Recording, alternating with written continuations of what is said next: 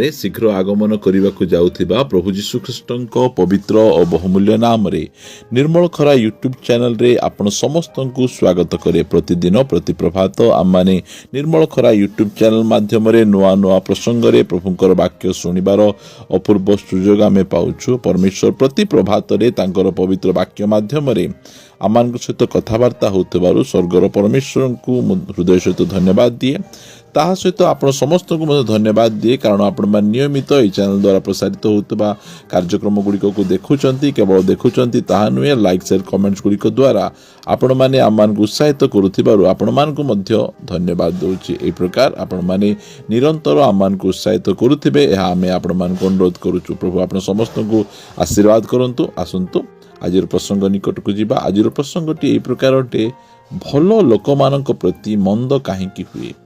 ଭଲ ଲୋକମାନଙ୍କ ପ୍ରତି ମନ୍ଦ କାହିଁକି ହୁଏ? ପ୍ରିୟମାନେ, ଏଇଟା ଗୋଟିଏ ବହୁତ ଆଶ୍ଚର୍ଯ୍ୟଜନକ ଘଟଣା ଆମେ ଦେଖୁଛୁ ଯେ ଅନେକ ଭଲ ଲୋକମାନେ ଅଛନ୍ତି ଆଉ ସେମାନଙ୍କ ଜୀବନରେ ବିଭିନ୍ନ ପ୍ରକାର ମନ୍ଦ ବିଷୟ ଘଟିବାଟା ଆମେ ଦେଖୁଛୁ। ବାଇବଲରେ ଏ ପ୍ରକାର ଅନେକ ଉଦାହରଣ ଗୁଡ଼ିକ ରହିଛି। ସେମାନେ କେବେ କାହାର କୌଣସି ପ୍ରକାର ଅମଙ୍ଗଳ କରିନଥାନ୍ତି, ମାତ୍ର ସେମାନଙ୍କ ଜୀବନରେ ପରୀକ୍ଷା, ପ୍ରଲୋଭନ, ରୋଗ, କଷ୍ଟ, ସମସ୍ୟା ଗୁଡ଼ିକ ଆମେ ଆସିବାଟା ଆମେ ଦେଖୁଛୁ। ସେମାନଙ୍କ ମଧ୍ୟରୁ ଗୋଟିଏ ବ୍ୟକ୍ତି ହେଲେ ଆୟୁବ। ଆୟୁବଙ୍କ ବିଷୟରେ କେହି ଜାଣନ୍ତି ନାହିଁ। ଆୟୁବ ଏହି ପ୍ରକାର ଜଣେ ବ୍ୟକ୍ତି, ସ୍ୱର୍ଗର ପରମେଶ୍ୱର ଆୟୁବଙ୍କ ବିଷୟରେ ସେ ସାକ୍ଷ୍ୟ ଦେଇଛନ୍ତି। ତାଙ୍କୁ ଯେଉଁ ସାର୍ଟିଫିକେଟଟା ମିଳିଛି, ମନୁଷ୍ୟମାନଙ୍କ ଠାରୁ ସେ ସାର୍ଟିଫିକେଟ ମିଳିନାହିଁ। ପରମେଶ୍ୱର, ସ୍ୱର୍ଗର ପରମେଶ୍ୱର ତାଙ୍କୁ ସେଇ ସାର୍ଟିଫିକେଟ ଦେଇଛନ୍ତି। ଆଉ ସେ କହିଛନ୍ତି, ଆୟୁବ ଏହାର 1 ଅଧ୍ୟାୟ ଆମମାନେ ପଢ଼ିବା, ଆମେ 8 ପଦ ପଢ଼ିବା। 1 ଅଧ୍ୟାୟର 8 ପଦ। ତହୁଁ ସଦାପ୍ରଭୁ ଶୈତାନକୁ କହିଲେ, ତୁମ୍ଭେ କି ଆମ୍ଭ ଦାସ ଆୟୁବ ପ୍ରତି ମନ ଦେଇଅଛ? କାରଣ ତାହାର ସମାନ ସିଦ୍ଧ ଓ ସରଳ, ପରମେଶ୍ୱର ଭୟକାରୀ ଓ କୁକ୍ରିୟା ତ୍ୟାଗୀ ଲୋକ ପୃଥିବୀରେ କେହି ନାହିଁ। ପ୍ରିୟମାନେ, ଏହି ଯେଉଁ ପ୍ରମାଣପତ୍ର, ଏଇ ଯେଉଁ ସାର୍ଟିଫିକେଟଟା ଆୟୁବକୁ ସ୍ୱର୍ଗର ପରମେଶ୍ୱର ସେ ଦେଉଛନ୍ତି। ଆୟୁବ ସ୍ୱର୍ଗର ପରମେଶ୍ୱରଙ୍କ ଦୃଷ୍ଟିରେ ସେହି ସମୟରେ କି ପ୍ରକାର ଜୀବନଯାପନ କରୁଥିଲେ? ସେ ଉଷ ଦେଶର ନମ୍ବର 1 ଧନୀ ବ୍ୟକ୍ତି। ଜଣେ ଧନୀ ବ୍ୟକ୍ତି କେବେ ହେଲେ ମଧ୍ୟ ସେ ସିଦ୍ଧ ହୋଇପାରିବ ନାହିଁ, ସରଳ ହୋଇପାରିବ ନାହିଁ, ପରମେଶ୍ୱର ଭୟକାରୀ କୁକ୍ରିୟା ତ୍ୟାଗୀ ହୋଇପାରିବ ନାହିଁ। ମାତ୍ର ଆମେ ଦେଖୁଛୁ ଆୟୁବଙ୍କୁ ପରମେଶ୍ୱର କହୁଛନ୍ତି, ଏତେ ଧନୀ ହେଲେ ମଧ୍ୟ ଏ କୌଣସି ପ୍ରକାର 2 ନମ୍ବରିଆ କାମ କରି ସେ ଧନ ଉପାର୍ଜନ କରିନାହିଁ। ଯେତିକି ଧନ ସେ ଉପାର୍ଜନ କରିଛି, ବହୁତ ସୁନ୍ଦର ଭାବରେ ପ୍ରଭୁଙ୍କ ଭୟ ଭକ୍ତିରେ ସେ ଉପାର୍ଜନ କରିଛି।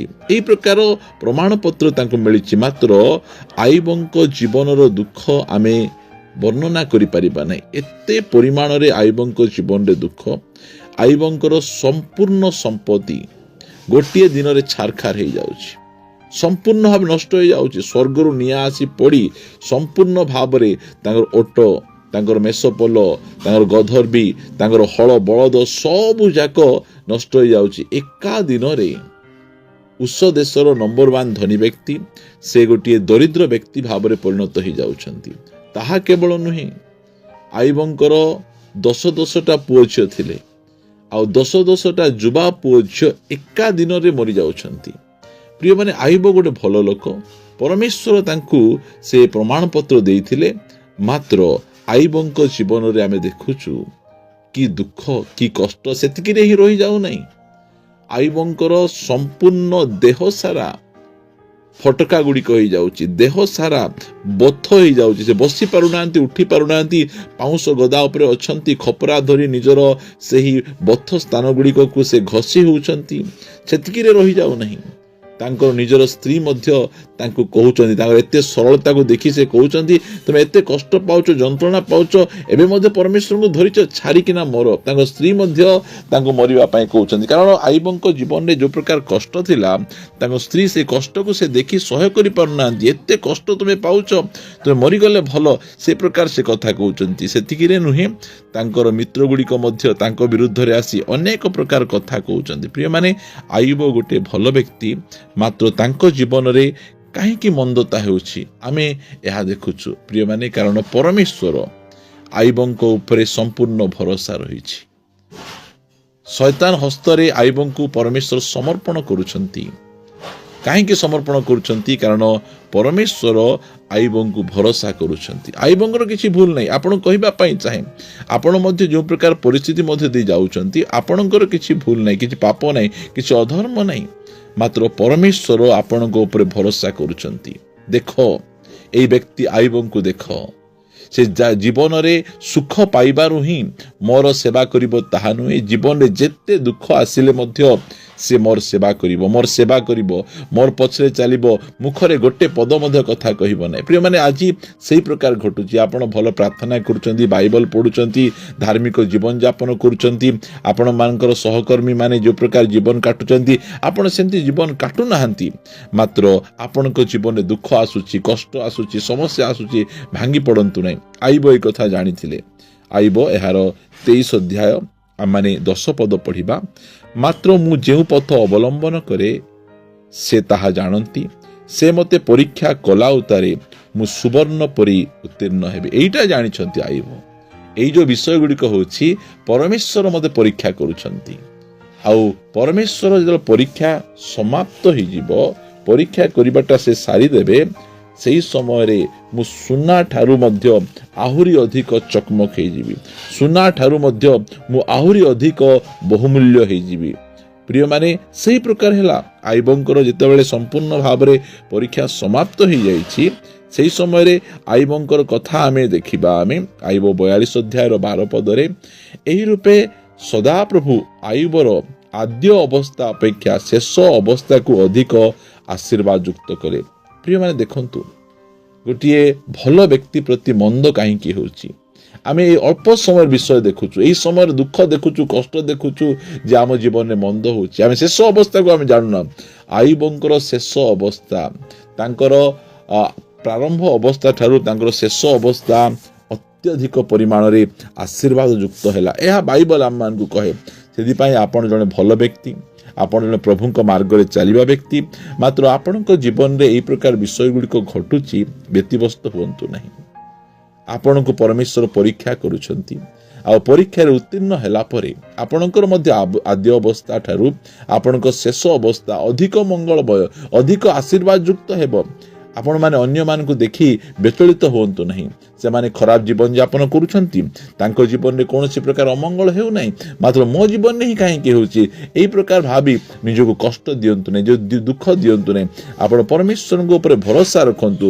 ସେହି ପରମେଶ୍ୱର ଅନ୍ୟାୟ ପରମେଶ୍ୱର ନାହାନ୍ତି। ସେ ଆପଣଙ୍କର ଅବସ୍ଥାକୁ ସେ ପରିବର୍ତ୍ତନ କରିବେ। ଲେଖାଗଲା, ଏହି ରୂପେ ଆଇବ ସଦାପ୍ରଭୁ ଆଇବର ଆଦ୍ୟ ଅବସ୍ଥା ଅପେକ୍ଷା ଶେଷ ଅବସ୍ଥା ଅଧିକ ଆଶୀର୍ବାଦ ଯୁକ୍ତ କଲେ, ତହିଁରେ ତାହାର 14,000 ମେଷ, ଆଗରେ କେତେ ଥିଲା? 7,000 ମେଷ, 6,000 ଉଷ୍ଟ୍ର। ଦେଖନ୍ତୁ, ଡବଲ ହେଇଯାଉଛି। 1,000 ହଳ ବଳଦ, 1,000 ଗଧର୍ବି ହେଲେ ମଧ୍ୟ ତାହାର 7 ପୁତ୍ର ଓ 3 କନ୍ୟା ଜନ୍ମିଲେ। ପୁଣି ସେ ପ୍ରଥମ କନ୍ୟାର ନାମ ଜିମିମା ଓ ଦ୍ୱିତୀୟର ନାମ କସିଆ ଓ ତୃତୀୟର ନାମ କେରଣ ହପୁକ ଦେଲା। ଦେଶ ଯାକରେ କୌଣସି ସ୍ତ୍ରୀ ଆଇବର କନ୍ୟାମାନଙ୍କ ପରି ରୂପବତୀ ନଥିଲେ, ଆଉ ସେମାନଙ୍କର ପିତା ସେମାନଙ୍କ ଭାତୃଗଣ ମଧ୍ୟରେ ସେମାନଙ୍କୁ ଅଧିକାର ଦେଲା। ପ୍ରିୟମାନେ, ପ୍ରଭୁ ଆମମାନଙ୍କୁ ଆଶୀର୍ବାଦ କରନ୍ତୁ। ଦେଖନ୍ତୁ, ଆଇବ ଗୋଟିଏ ବହୁତ ଭଲ ବ୍ୟକ୍ତି। ପରମେଶ୍ୱର ନିଜେ ତାଙ୍କୁ ସାର୍ଟିଫିକେଟ୍ ଦେଇଥିଲେ, ମାତ୍ର ଆଇବଙ୍କ ଜୀବନରେ ଦୁଃଖ, କଷ୍ଟ, ସମସ୍ୟା ଆସିଲା। ଆଇବଙ୍କ ଲୋକମାନେ ଦେଖିଲେ ଆଙ୍କ ଜୀବନରେ ଅମଙ୍ଗଳ ଘଟୁଛି, ଅମଙ୍ଗଳ ଉପରେ ଅମଙ୍ଗଳ ଘଟୁଛି। ପ୍ରିୟମାନେ, ଆମର ପରମେଶ୍ୱର ଅମଙ୍ଗଳକୁ ମଙ୍ଗଳରେ ପରିଣତ କରିବା ପରମେଶ୍ୱର। ସେଥିପାଇଁ ଆପଣ ବେଶୀ ନିଜକୁ ଦୁଃଖ କଷ୍ଟ ଦେଇ ଛାଟିପିଟି ହୁଅନ୍ତୁ ନାହିଁ। କାରଣ ଭଲ ଲୋକ ପ୍ରତି କାହିଁକି ମନ୍ଦ ହୁଏ? ଭଲ ଲୋକମାନଙ୍କ ପ୍ରତି କେବେ ମଧ୍ୟ ମନ୍ଦ ହୁଏ ନାହିଁ। ଭଲ ଲୋକ ପ୍ରତି ପରମେଶ୍ୱର ଭଲ କରିବା ପରମେଶ୍ୱର। ଆପଣ ଟିକେ ଧୈର୍ଯ୍ୟ ଧରି ଅପେକ୍ଷା କରନ୍ତୁ। ଆପଣଙ୍କର ମଧ୍ୟ ଅବସ୍ଥା ବଦଳିବା ପାଇଁ ଯାଉଛି, ଆପଣଙ୍କର ମଧ୍ୟ ପରିସ୍ଥିତି ବଦଳିବା ପାଇଁ ଯାଉଛି। ପରମେଶ୍ୱର କେବେ ହେଲେ ମଧ୍ୟ ଭଲ ଲୋକ ପ୍ରତି ମନ୍ଦ କରିବେ ନାହିଁ। ପରମେଶ୍ୱର ଆମମାନଙ୍କୁ ଆଶୀର୍ବାଦ କରନ୍ତୁ। ଆସନ୍ତୁ ପ୍ରାର୍ଥନା କରିବା। ମଙ୍ଗଳମୟ ପିତା, ମୁଁ ତୁମକୁ ଧନ୍ୟବାଦ ଦିଏ। ଆଜି ଆଇବଙ୍କ ଜୀବନ ଦ୍ୱାରା ତୁମେ ଆମମାନଙ୍କ ସହିତ ଅତି ସୁନ୍ଦର ଭାବରେ କଥାବାର୍ତ୍ତା ହେଲ। ଆଇବଙ୍କର ପରିସ୍ଥିତି କି ପ୍ରକାର ଥିଲା, ଆଉ ସେଇ ପରିସ୍ଥିତିରେ ସେ କି ପ୍ରକାର ତୁମ ଉପରେ ବିଶ୍ୱସ୍ତରେ ରହିଲେ, ଆଉ ତୁମେ ତାଙ୍କର ଅବସ୍ଥାକୁ ବଦଳାଇ ଦେଲ। ଧନ୍ୟବାଦ ପ୍ରଭୁ। ଆଜି ଅନେକ भाई भौणी माने एई प्रकार अवस्था मध्य दे जाउछंती सेमानको मनर प्रश्नर उत्तर तांको मिली पारु नाही मात्र मु प्रार्थना करे प्रभु ए संदेश द्वारा सेमानको कंफर्ट दियो आ सेमाने मध्य अपेक्षा करिवे आइबो जे प्रकार अपेक्षा कले आ तांकर शेष अवस्था बदली गला सेही प्रकार भावरे तुमे प्रभु एमानको धैर्य दियो अपेक्षा रहिबे साहाय्य कर प्रार्थना सुनिछ धन्यवाद दे प्रार्थना प्रिय यीशुको नाम रे मागुछि आमेन आमेन प्रेज द लॉर्ड प्रभु आम समस्त को प्रचुर भाव आशीर्वाद करंतु प्रभु जदि अनुग्रह करंती आसंता अध्याय रे परस्पर सहित साक्षात करिबा जदि आपण मानकर कोनोसी परामर्श अछि ताहाले आपण मान कमेंट्स माध्यम रे आमान को जणाई पारिबे संदेश भलो लागुछि अन्य मान को मध्य शेयर करि पारिबे जे प्रकार कि सेमाने मध्य सुनी आशीर्वाद पाइबे ठीक अछि रहिबा नमस्कार praise the Lord God bless you.